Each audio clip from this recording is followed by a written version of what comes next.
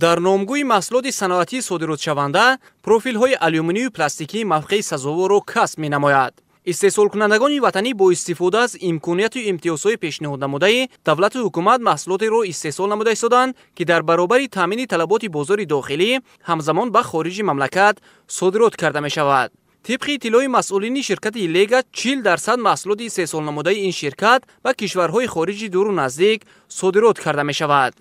ما میناداری خود را به حکومت جمهوری تاجیکستان، خصوصا به پیشوای ملت اساسگذاری صلح و وحدت ملی محترم امام علی رحمان رساندیم که برای ما صاحبکاران شرایط خوب را مهیا کردند.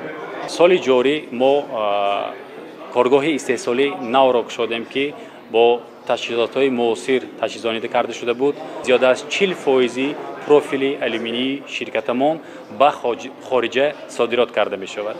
شرکت لیگا سال 2008 تأسیس یافته، سالهای 2013-2019 با اشتراک پیشوای ملت محترم امام علی رحمان دو کارخانه زمانوی در سمت استحصال پروفیل های آلومینی و پلاستیکی به فعالیت شروع کرد. سال 2025 باشد کارگاه کلانترین معاصر در سمت استحصال پروفیل های پلاستیکی به کار آغاز نموده است. یعنی امروز دایره فعالیت در سمت استحصال پروفیل های آلومینی و پلاستیکی وسیع گردیده، نامگوی محصولات زیاد کرده می شود که آن جهت صنعتی کنونی مملکت و افزون گردیدن حجم صادرات محصولات زمینه میگذارد.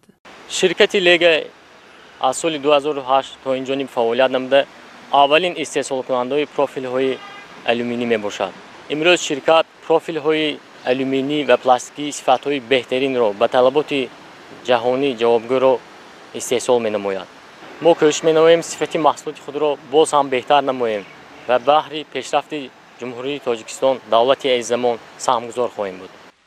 ضمن معرفی مول و محصولات و تطبیق نقشه های منبعده استحصالی که تحت عنوان مزاجان بهترین شرکت لیگا در کاخ به نام ابو عبدالله رودکی برگزار شد، مسئولین شرکت وابسته به امکانات و پتانسیل های استحصالی و صفت محصولات وطنی معلومات پیشنهاد نمودند. در این همایش نمایندگان از کشورهای ازبکستان، قرقیزستان، قزاقستان، فدراسیون روسیه، ترکیه، ترکمنستان و صاحبکاران وطنی اشتراک نمودند. طور تاکید گردید فراهم بودن شرایط موجوده امکان داده است که دایره فعالیت وسیع و جایهای کاری زیاد کرده شوند. این زمان در کارخانه های شرکت لیگا 400 نفر ساکنان با جای کار و معاش خوب تامین هستند.